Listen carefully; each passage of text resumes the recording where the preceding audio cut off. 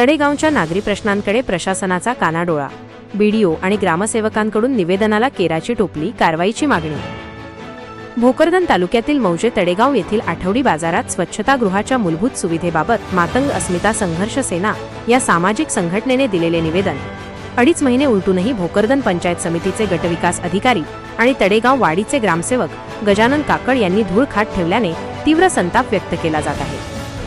9 October 2025 रोजी संघटनेचे जिल्हाध्यक्ष प्रभाकर गोफणे यांनी मुख्य निवेदन गटविकास अधिकाऱ्यांच्या नावाने दिले होते, तर त्याची एक प्रत तळेगाव ग्रामसेवक यांनाही प्रत्यक्ष हस्तपावकीने देण्यात आली होती। मात्र शासकीय नियमानुसार नागरिकांच्या अर्जाची किंवा निवेदनाची ठराविक मुदतीत दखल घेणे बंधनकारक असतानाही या दोन्ही जबाबदार अधिकाऱ्यांनी याकडे जाणीवपूर्वक दुर्लक्ष केले आहे। तळेगाव येथील बुधवारच्या आठवडी बाजारातून ग्रामपंचायत नियमितपणे वसुली करते, परंतु तिथे येणाऱ्या महिला, नागरिक आणि व्यापाऱ्यांसाठी साधे शौचालय उपलब्ध करून देण्याबाबत हे अधिकारी उदासीन असल्याचे चित्र आहे।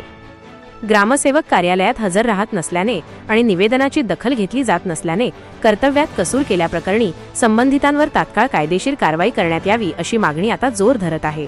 प्रशासनाच्या या ढिम्म कारभारामुळे नागरिकांमध्ये प्रचंड अस्वस्थता असून याबाबत लवकरच वरिष्ठ स्तरावर निवेदन देऊन आंदोलनाची दिशा ठरवण्यात येणार आहे।